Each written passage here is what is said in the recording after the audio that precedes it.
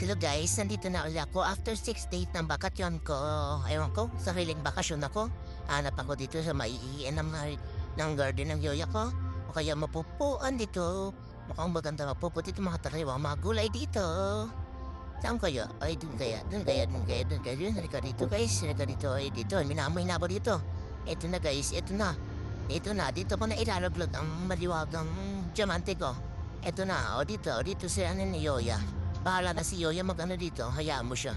Ay, ito na guys, nalaglag na ang diamante ko. Ano ba naman yan? Video na naman, pahati na lang ganyan. Hindi makaya magbabago, pati pagkuko ay nakabantay kayo. Kunwari katayin lang ako ng ano dito. Ng guyay ni Yoya, hindi niya alam nakaano na ako dito. Nakapoop na ako dito. Ay, mabansap dito sa riwa. Sa riwa dito. Dito na lang kaya, ay. Dito next ko. Medyo, ubusin ko lang yung gulay dito, part. Yan na. Lakad-lakad ako, guys, para hindi ako mahalata nagtubol ako. To, ba yan? Dito ba yan? Ang sarap.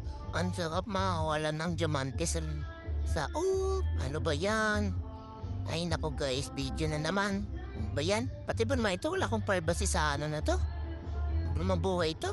Oh, kita nyo guys, ang kitkit ko. Umupo lang ako, nakaupo lang ako guys. Wala akong ginagawang iba dyan, nakaupo lang ako. Huwag po kayong judgmental sa akin, upo lang po ako guys. Hindi man to mahiyaman ng yoya po. Wala naman siya eh, naglilinis siya ng bahay oh.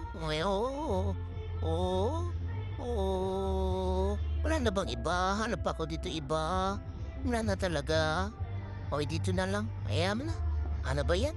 Next time na nga lang, bye-bye.